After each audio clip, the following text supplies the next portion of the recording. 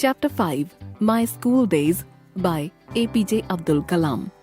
I had three close friends in my childhood: Ramanatha Sastri, Aravindan, and Sivaprakasan. All these boys were from Hindu Brahmin families. As children, none of us ever felt any difference amongst ourselves because of our religious differences and upbringing.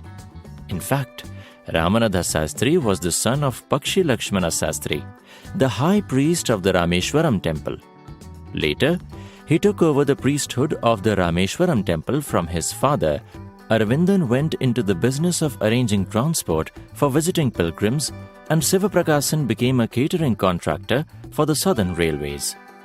During the annual Sri Sita Rama Kalyanam ceremony, our family used to arrange boats with a special platform for carrying idols of the Lord from the temple to the marriage site situated in the middle of the pond called Ramatirtha, which was near our house. Events from the Ramayana and from the life of the Prophet were the bedtime stories my mother and grandmother would tell the children in our family.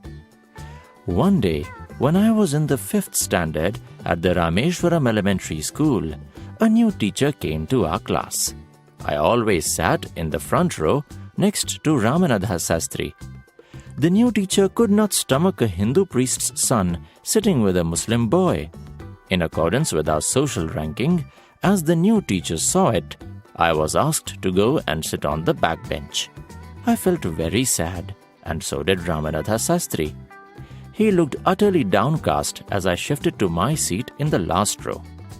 The image of him weeping when I shifted to the last row left a lasting impression on me. After school, we went home and told our respective parents about the incident. Lakshmana Sastri summoned the teacher and, in our presence, told the teacher that he should not spread the poison of social inequality and communal intolerance in the minds of innocent children.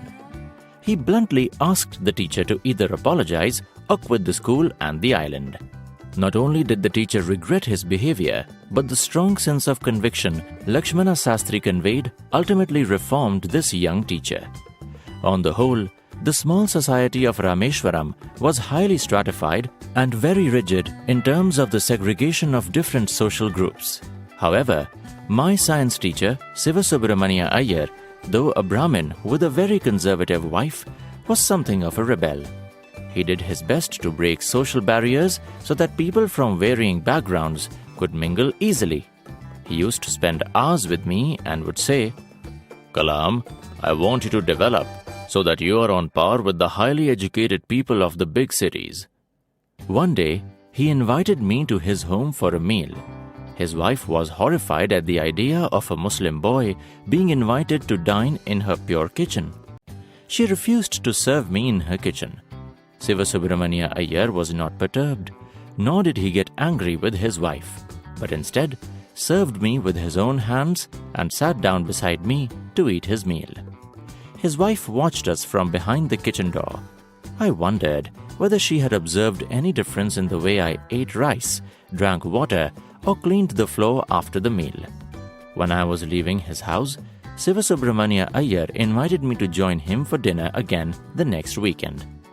Observing my hesitation, he told me not to get upset, saying, "Once you decide to change the system, such problems have to be confronted." When I visited his house the next week, Sivasubramania Iyer's wife took me inside her kitchen and served me food with her own hands. I asked my father's permission to leave Rameshwaram and study at the district headquarters in Ramanathapuram. He told me, as if thinking aloud, "Abdul, I know you have to go away to grow. Does the seagull not fly across the sun, alone and without a nest?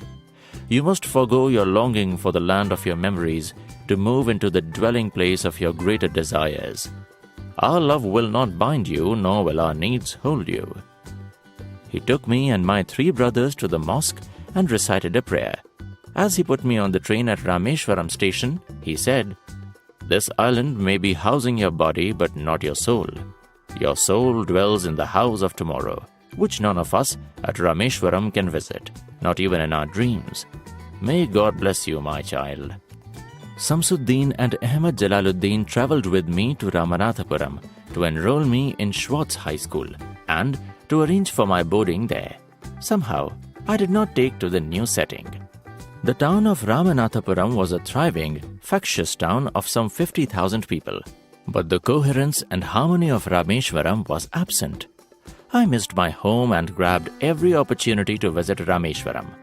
The pull of educational opportunities at Ramanathapuram was not strong enough to nullify the attraction of Poli, a South Indian sweet my mother made. In fact, she used to prepare 12 distinctly different varieties of it, bringing out the flavor of every single ingredient used in the best possible combinations. Despite my homesickness, I was determined to come to terms with the new environment because I knew my father had invested great hopes in my success. My father visualized me as a collector in the making, and I thought it my duty to realize my father's dream. Jalaluddin used to speak to me about the power of positive thinking, and I often recalled his words when I felt homesick or dejected. I tried hard to do as he said, which was to strive to control my thoughts and my mind, and, through these, to influence my destiny. Ironically, that destiny did not lead me back to Rameshwaram, but rather swept me farther away from the home of my childhood. Adapted from Wings of Fire. Our childhood experiences are integral in shaping our personality.